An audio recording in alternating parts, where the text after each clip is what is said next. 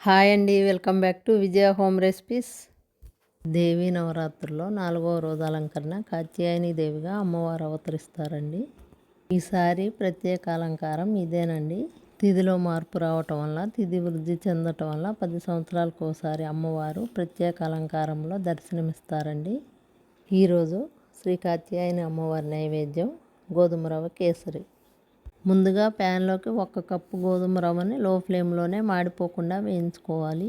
రవ్వ వేగిన తర్వాత ఇలా తెల్లగా కనిపిస్తుందండి. ఇప్పుడు అడుగు మందంగా ఉన్న ప్యాన్లోకి 1 కప్పు రవ్వకి 3 కప్పులు వాటర్ వేసి మూత పెట్టి మరిగించండి.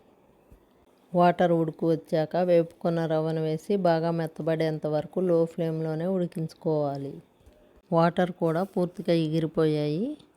ఇప్పుడు కప్పు రవ్వకి కప్పు పంచదార వేసి కలిపి మూత పెట్టి మధ్య మధ్యలో కలుపుకుంటూ దగ్గర పడేంత వరకు లో ఫ్లేమ్లోనే ఉడకనివ్వాలి.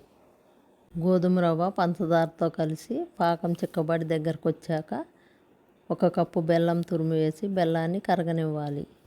1 కప్పు రవ్వకి 1 కప్పు పంచదార 1 కప్పు బెల్లం తీసుకోవాలి. బెల్లం కరిగి నీరు వదులుతుంది. అప్పుడు ఇందులో 1/2 కప్పు నెయ్యి వేసి మూత పెట్టి లో ఫ్లేమ్లోనే ఉంచి 3-4 నిమిషాల తర్వాత కలపండి.